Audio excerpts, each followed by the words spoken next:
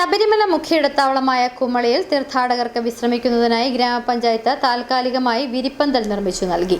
Bus സ്റ്റാൻഡിനോട് ചേർന്ന panchayat auditorium നേരത്തെ നിലനിന്നിരുന്ന സ്ഥലത്താണ് വിരിപ്പന്തൽ സജ്ജീകരിച്ചത്. വിശ്രമ കേന്ദ്രത്തിന്റെ ഉദ്ഘാടനം ഗ്രാമപഞ്ചായത്ത് പ്രസിഡന്റ് എം വർഗീസ് നിർവഹിച്ചു.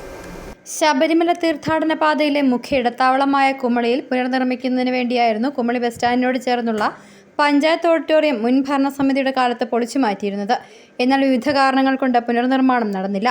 എല്ലാ വർഷവും ശബരിമല തീർത്ഥാടന സമയത്ത് തീർത്ഥാടകർക്ക് വിശ്രമിക്കുന്നതിന് വേണ്ടി ഇവിടെ വിരിപ്പന്തൽ സജ്ജീകരിച്ചിരുന്നു.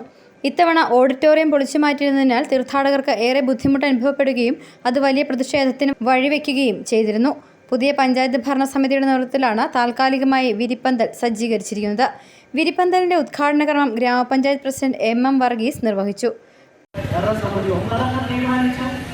നമുക്ക് പെട്ടെന്ന് ഒരു പ്രോജക്റ്റുകളും ഇല്ലാതെ ഇതിനൊന്നും പണം കണ്ടെത്താൻ കഴിയും. അതുകൊണ്ട് വീണ്ടും പോയി കലക്ടറെടുക്കും.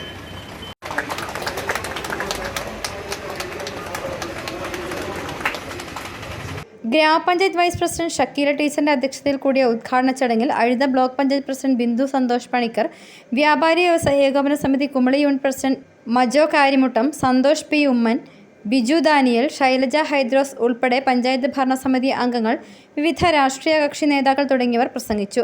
വിശ്രമിക്കാനെത്തിയ തീർത്ഥാടകർക്ക് പൂക്കൾ നൽകി നേതാക്കൾ സ്വീകരിച്ചു. UDF നേതാക്കളായ PP റഹീം, KS മുഹമ്മദ് കുട്ടി തുടങ്ങിയവർ പരിപാടികൾക്ക് നേതൃത്വം നൽകി. City vision, Kumily.